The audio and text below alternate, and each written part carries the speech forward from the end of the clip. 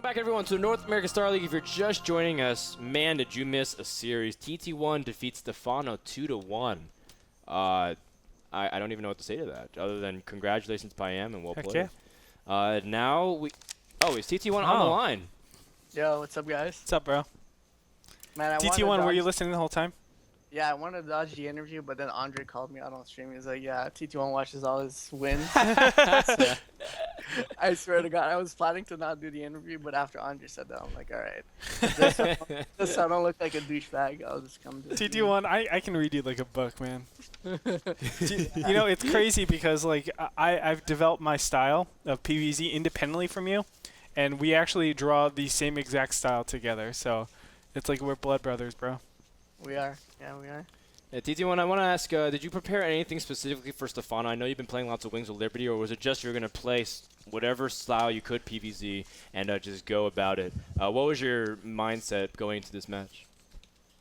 Well, yeah, I told you guys while I was at the NASL studios that after I was like 1-4 in my season, I started practicing Wings of Liberty.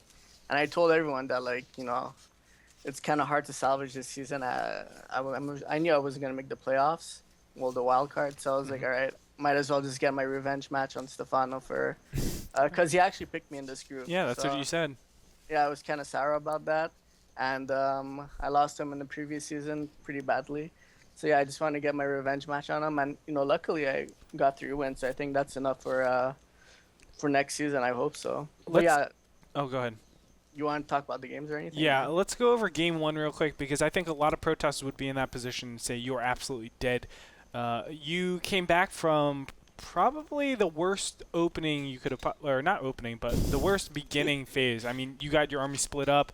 He was able to pick it off, go straight to infestors. He had 17-minute broodlords by the time you were actually doing your 17-minute push. Even that push was about 2 minutes late of your standard. But talk a little bit about that and how you actually were able to kind of come back into the game, because I do feel like you were a little bit behind in that game. Yeah, after I lost the sentries, I had to remake the sentry, so that kind of hurt my timing a lot, so I couldn't do 3-base timings. And I didn't want to do them anyways on Metropolis. It's kind of easy to defend because of the chokes. So I just told myself, all right, I might as well just play passively because there's no timing that I could hit. And it's just something that I've been trying out a lot in PvZ. Like right when I, usually the standard is to go 3 Colossus and then you transition into Mothership. Yeah. But when you go 3 Colossus, it's really hard to go against Broodlords. But if you have like 5 Colossus, which I've been doing a lot these days, the Colossus take care of the Broodlords, and then you have your Blink Stalkers with good upgrades, because I was going double forge in those games. So you can pick off the Broodlords pretty easily, and while I'm doing that push, I go double Warp Prism Harass as well, because that's the only vulnerable time that Zerg has. When you have like your big army on the map, it's kind of hard for them to like make sure that their main base is safe and their 5th base is safe as well. So I try to harass as much as I can in that moment, because once the game goes on, they like start putting spines up, and it's really hard to harass. I feel like if you want to play like a good PvZ style, you have to like take advantage of that window where Zerg is vulnerable to harass, and they don't have a very high Broodlord count as well. Yeah, that's another thing. A lot of times I see these protosses, I've seen it done with Mana, even MC to an extent, where as soon as Broodlords come out into the field, they kind of withdraw themselves back into their base, and they don't take map control. You seem to be one of the few protosses that actually do that. Can you talk a little bit about taking map control at that mid-game period? Because I think a lot of protosses are so scared to be fungal and then die before you can even get a vortex off. Well, yeah, that's the big thing. Yeah, like if you get the fungal off, then yeah, you're kind of screwed. But you just have to split your army well, and you know, try to target the infestors on a lot. But yeah, like I was saying, I'm just trying to delay my Mothership tech a little bit, because once you're doing that push as well, you're denying all the creep off the map. So it's really hard for the Zerg to push like towards your base without having any creep. So and in that stage of the game, like Zerg can't push you unless they have like a really high Broodlord count, and that's like in the late game. So instead of like rushing to Mothership, which is usually, like I said, 3 Colossus, you rush into Mothership. I just add a few more Colossus. I add 1 more Forge, and I'm a bit more aggressive, and I try to harass a bit while I take my 4th and 5th and delay my Mothership a bit longer. Yeah, so TT1, I want to also change up a pace, because obviously you've been practicing a lot of Wings of Liberty. Have you been keeping up with Heart of the Swarm at all? What do you think of the changes, whether it's balance or even the UI updates? Do you like the direction Blizzard's taking with all of their stuff? Because I know you were a big proponent of save Heart of the Swarm. Well, ever since the NASL Storm match, I haven't played Heart of the Storm at all.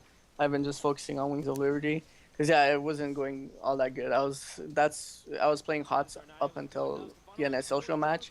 And then right when that happened, they, like, brought the patch out. And then I was like, okay, what's the point of practicing for HOTS if, like, at any moment they could just completely change the game? It's like, it's not time efficient.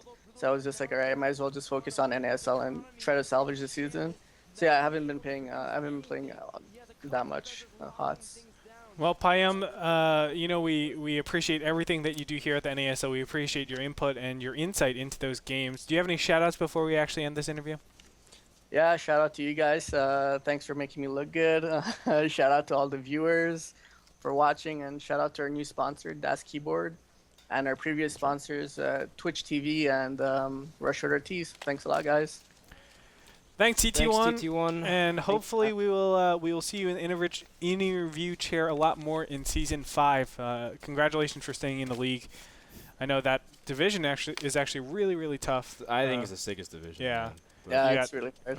You got Sen, you got Stephano, Finale. you got Damaga, Finale, MMA. My God. The list goes on. Thanks, Payam, and good luck in your future matches, man. Yeah, no problem, guys. Have a good cast. Bye. Guys, once again, that was TT1. Follow him on Twitter, twitter.com/root_TT1. He's a great guy. He's actually very vocal, and he's even willing to laugh at himself at times. And he makes fun of a lot of people in the community, which is always funny. He's a very honest guy. I love reading his Twitter because he calls out whoever he wants, and he actually says stuff that really has a lot of truth to it. Because he's been around since Brood War, and he's actually made a lot of mistakes and learned from them and has grown up. It's really funny because it's kind of like watching Greg grow up through the community too, right? A lot of people look at Idra. TT1 was kind of like that same way, where he was very young and he made a lot of naive mistakes, and then now he's like this guy that everyone respects. It's nice because both of them, I feel, own it. Like Brood War, we were all really young, we were all really stupid. Like I've made stupid decisions, Idra's made stupid decisions, TT1's made stupid decisions, but we own it and we know how things should go. And TT1's in a really nice position where you can really voice that. I grew up in the FPS community. We played Counter-Strike and stuff, and I play a lot of Halo. And it's really funny because back in 2005, 2006, when I was first starting to learn the scene about esports, a lot of the pros for Halo would do some of the most BM stuff you've ever seen. Like, they'd spit gum at each other, give each other the middle finger, moon each other. They do nasty stuff to show that they really disrespect their opponent. And, like, just basically, like, some guy ran to the bathroom, got toilet paper, and gave it to their other opponent, because basically implying that he just got pooped on. Like, that kind of stuff where they did super funny stuff. But then they grow up and they're the casters now. They're the guys doing GameSpot interviews. They're the guys doing spots on G4 TV. They are the ones growing up, and I think TT1 has a lot of history. Always a fun guy to talk to, and if you ever have a chance to meet him at an event, just go up and say hi. He's one of the friendliest guys around. Definitely so. Love you, TT1, and great to have you. Guys, we're going to go into our next matchup in a little bit, but first we have my top 10. I'm not going to lie. It wasn't our best top 10, but it wasn't our worst. Let's go ahead and kick it over. Go, Andre.